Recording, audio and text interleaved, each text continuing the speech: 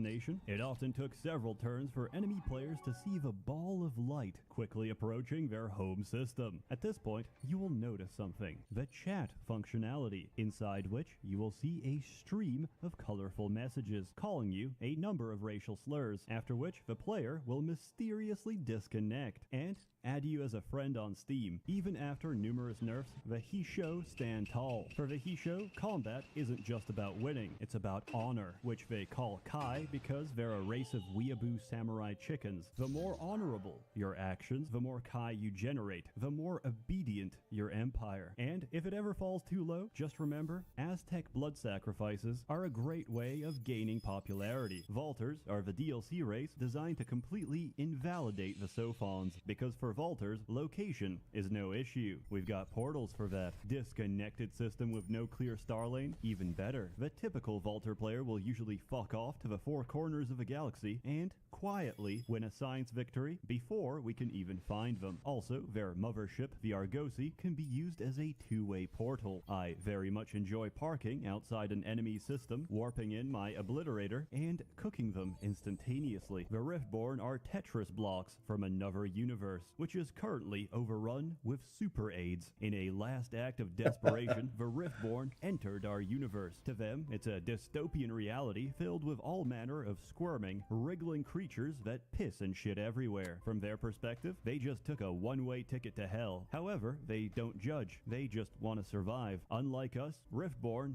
aren't born. They're made in the construction queue. Otherwise, they work a lot like us, except in reverse. Terrestrial planet, I sleep. 1,000-degree lava planet with no trace of life? Real shit. Colonize immediately. Hey, it's a race of abstract geometric polygons. Give them a break. Luckily, they can also break reality by compressing or dilating the flow of time. And if you've ever been to a college fraternity, you'll have no problem pronouncing their names. The second last DLC, Penumbra, introduced a controversial mechanic: hacking. It's a nice way to grab intel, sabotage enemy systems, and of course, accidentally turn a Craver government into a pacifist dictatorship. With that, they also added the Umbral Choir. The Umbral Choir is an immaterial, intergalactic wraith with good intentions. Like a ghost in the machine, the Umbral Choir spreads by hacking absolutely everything. Every transmission is tapped, every system is compromised, and we have no trace of who did it, because the Umbral Choir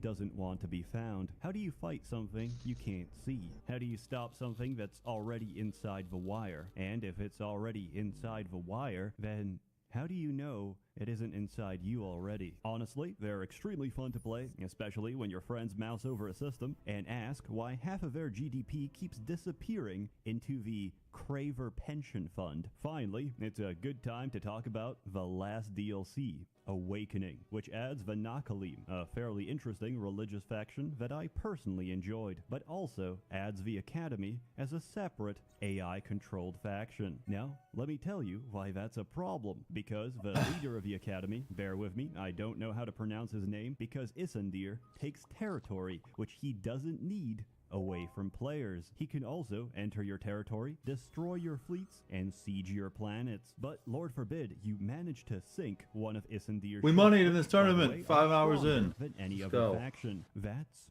an act of aggression, and he's going to ask you to pay reparations. Small side note, if you're getting harassed and abused by Isandir and you want him to stop, you can't. Until you discover the location of the Academy, you can't even do diplomacy. Now, let's say you forgive all that. You're open-minded, and you're wondering, what's the point of a new Academy? I am once again asking for your financial support. Every 10 turns, Isandir will ask for your most generous financial contribution to the Academy. The highest contributions will get their preferred position within the Academy. After another 10 turns, I am once again asking for your financial support. Also, he's been expertly programmed to forget any positive relations you had before, which may surprise you, since he'll go back to neutral and start attacking you. Better pay up, because you can't contribute to the Academy until you've paid reparations. If you try to take his home system, he'll demand you give it back and pay reparations. Who the fuck made this shit? Oh right,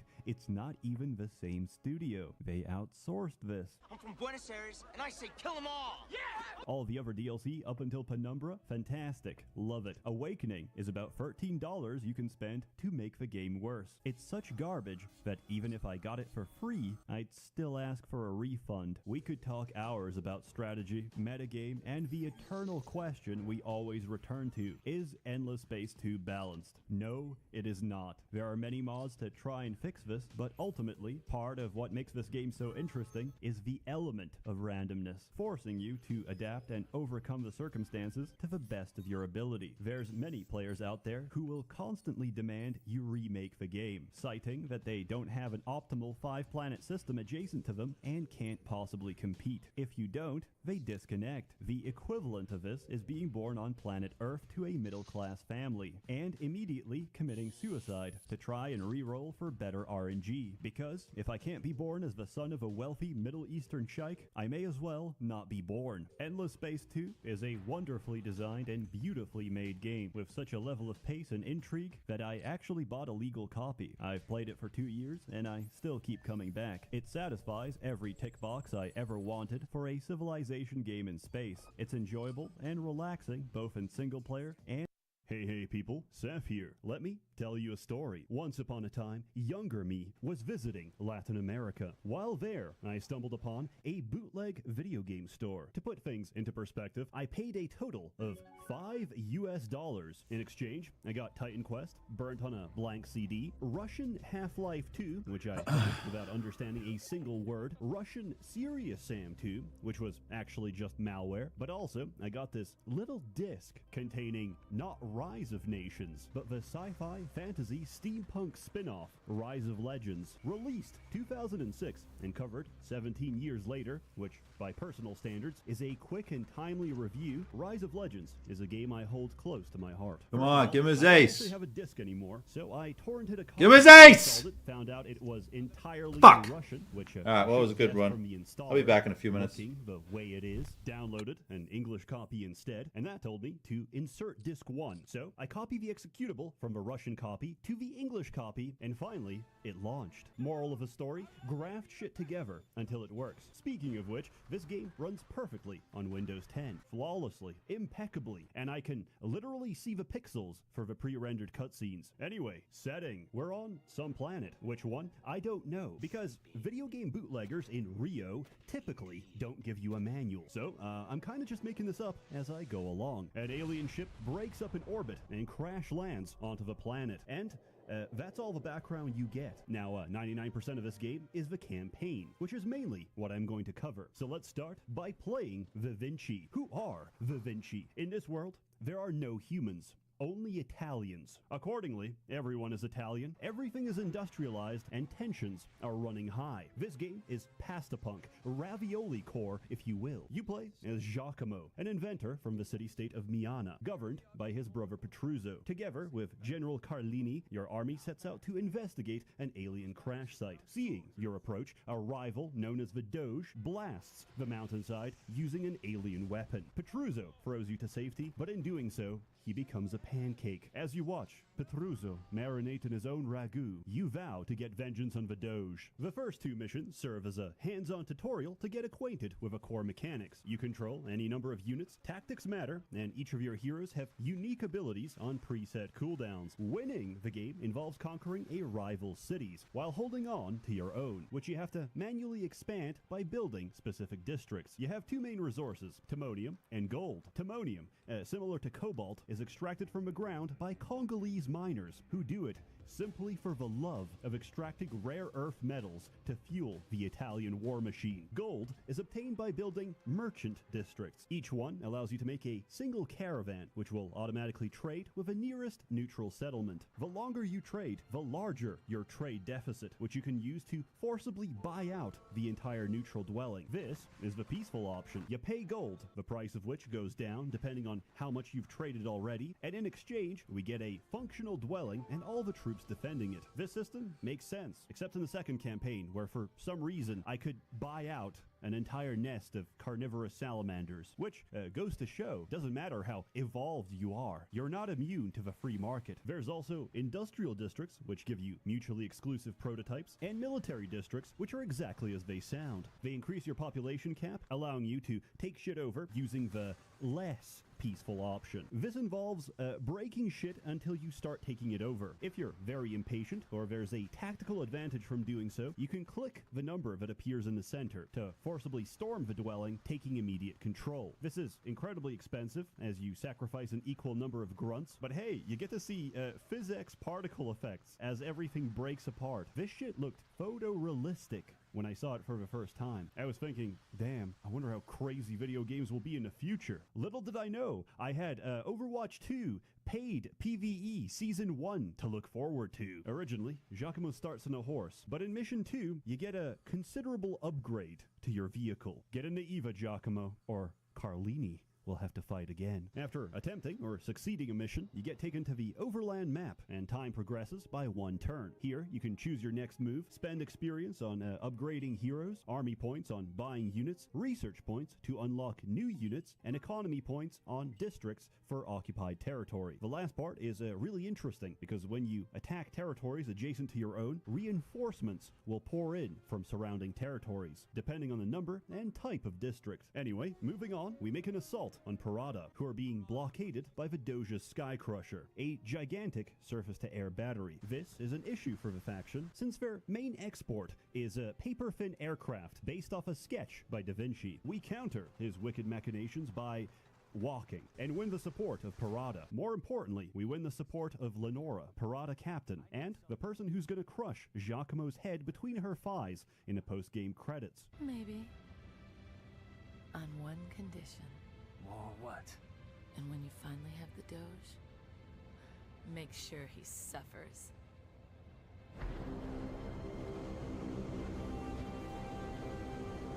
I fucking love this cutscene. Each time there's something pre-rendered on screen, it's always hype. Next, we have a pressing issue. 2 of them, actually. Don Scalario and Lord Rocco. These act as the puppets. Golden. How was your nap, buddy?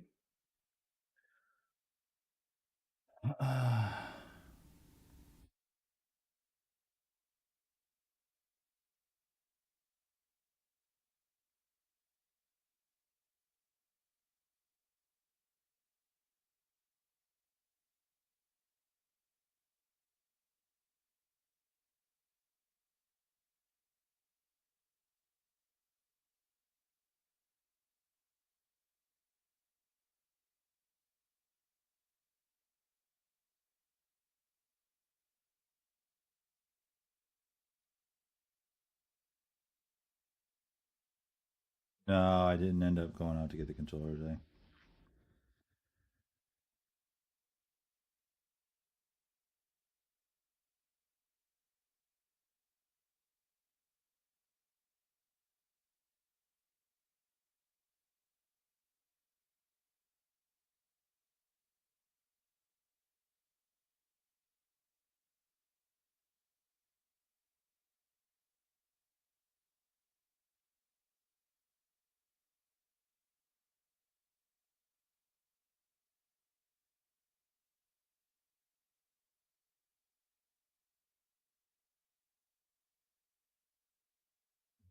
Should.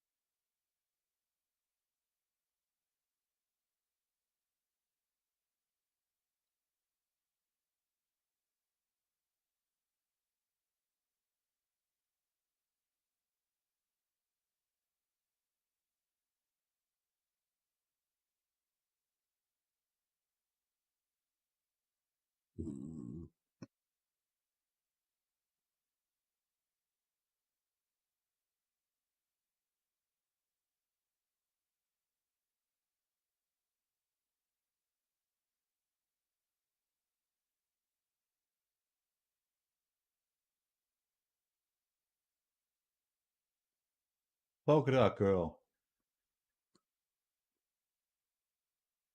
Did you shower for your family, polka dot girl? I might play some fucking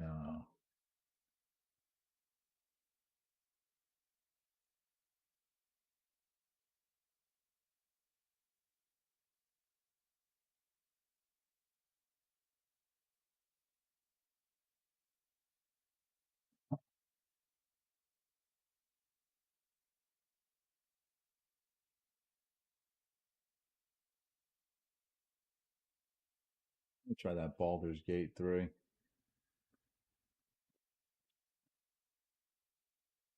We lasted a long time in that poker tournament, like fucking 3.5, 4 hours. We min cashed. Obviously not the goal. But we did min cash. So there's that.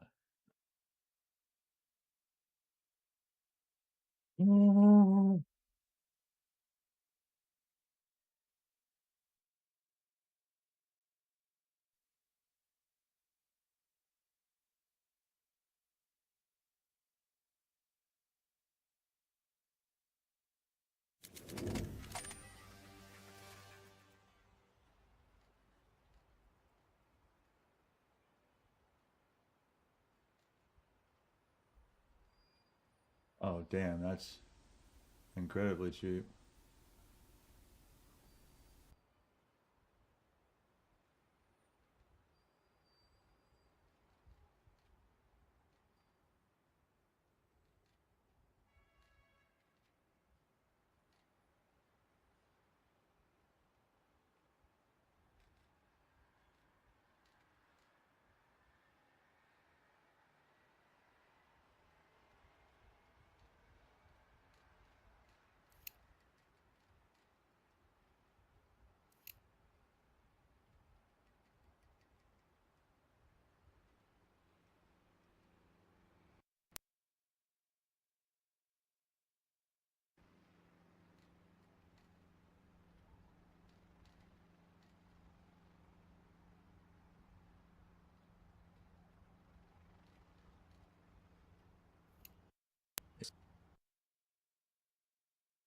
What the fuck is going on here now?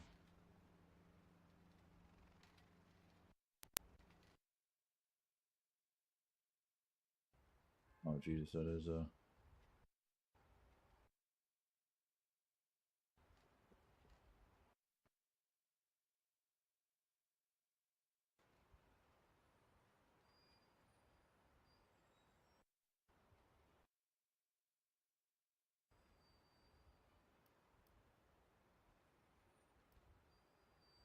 what's going on here, dude?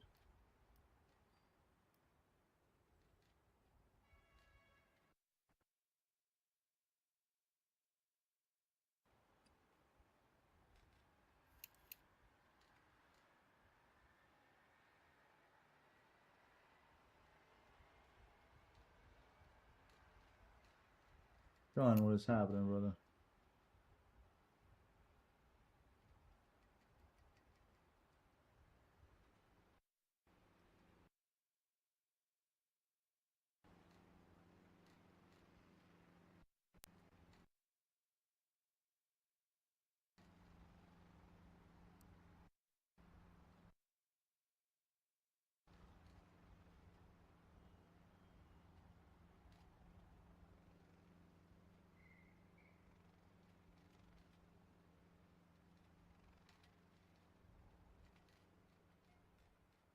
Bro, my game is like not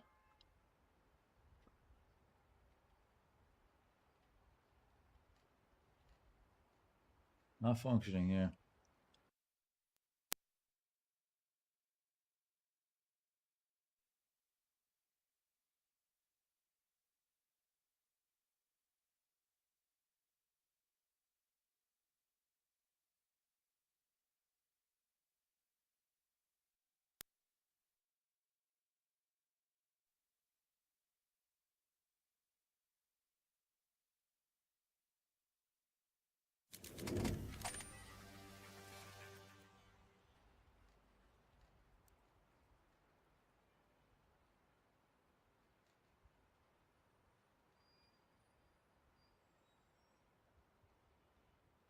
God, something's broken with my Counter Strike, dude. I don't know.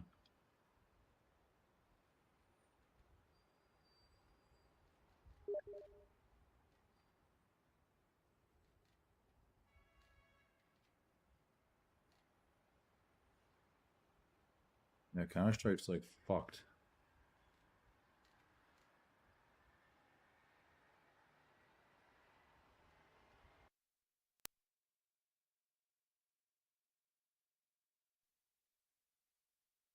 I don't know. I was having some. I couldn't sleep last night. I got on and played a couple games. I played a single fucking round offline, off stream, and that thing crashed like repeatedly. Yeah, like what the fuck is going on here?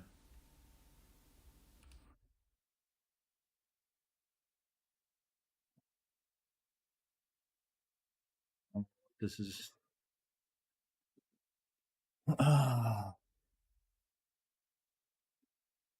That's from right now. I don't know what the fuck that is.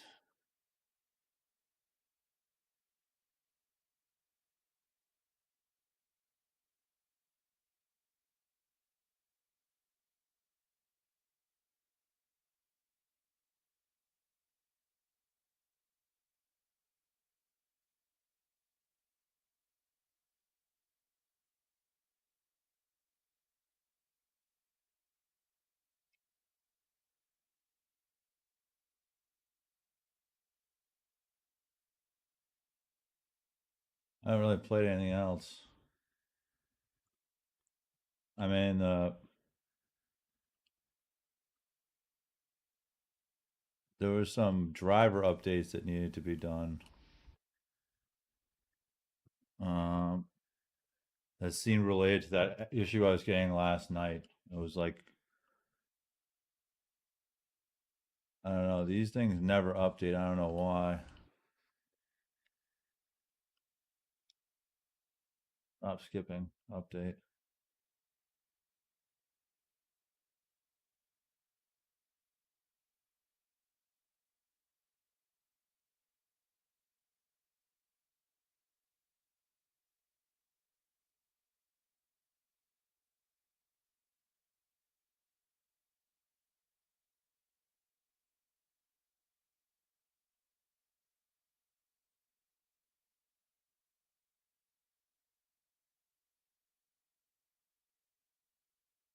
Yeah, I'm verifying the integrity of the game, the game files right now. So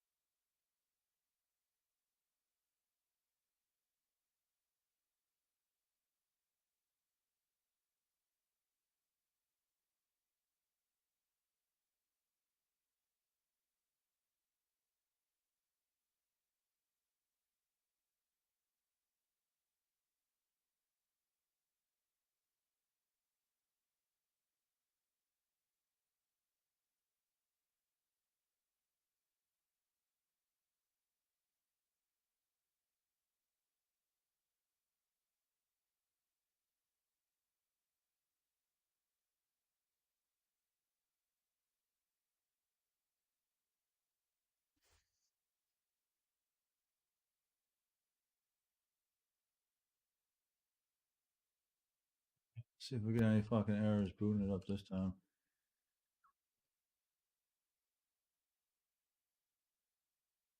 I did. I updated it last night.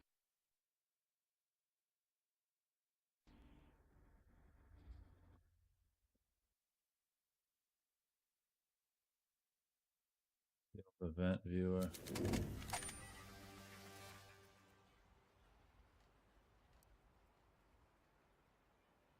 Yeah, it's still not working.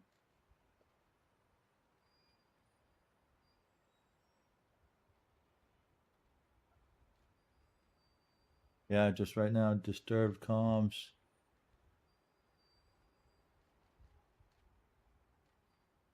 Hard disk.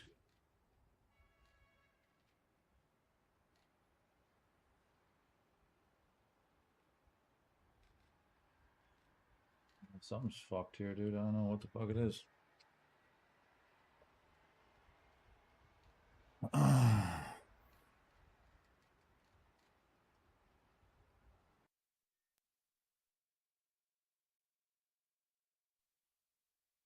Super annoying.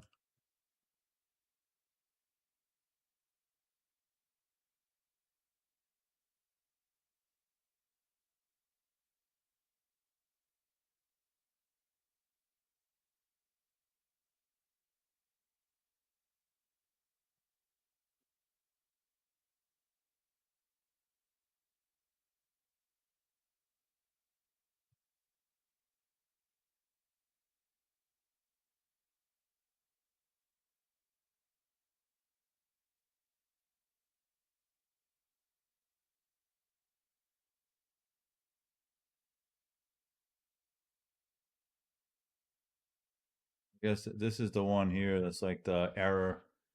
That was the warning that the error is coming, and then that's the actual error.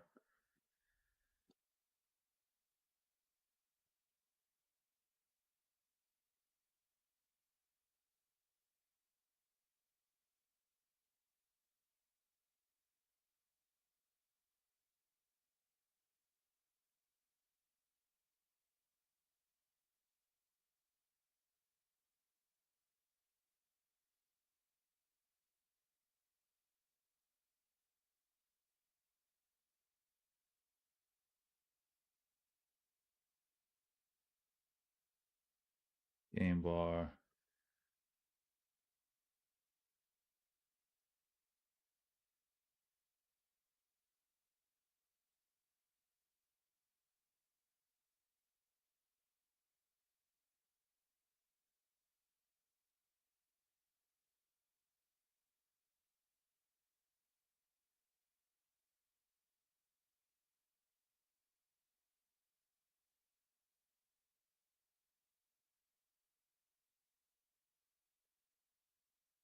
I can't add or remove game bar, dude.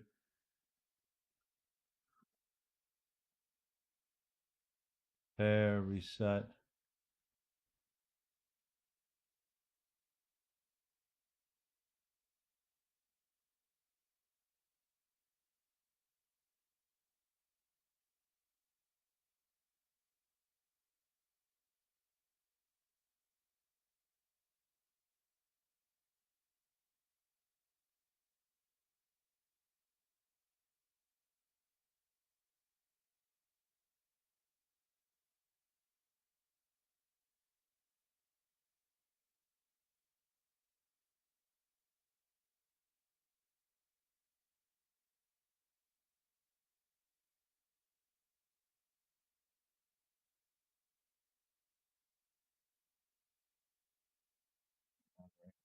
Power it down and never. Let's see what happens now.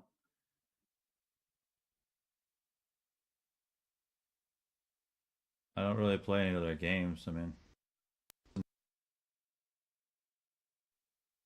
the game isn't even crashing. It's just not responsive. And like for whatever reason, it's going over.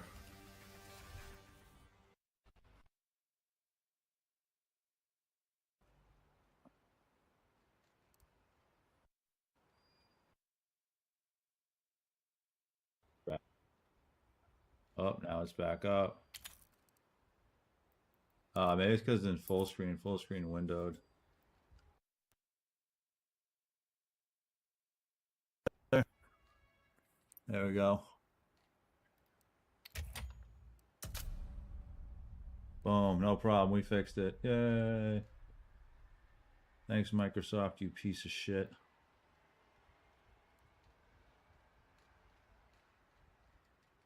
Yeah, we didn't get the error either this time in the game bar. All right. Silly goobers.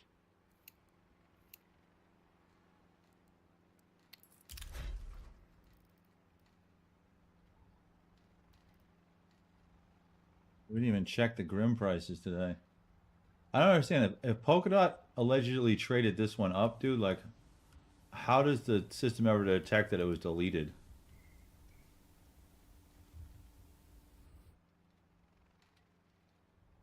Interesting. Very interesting.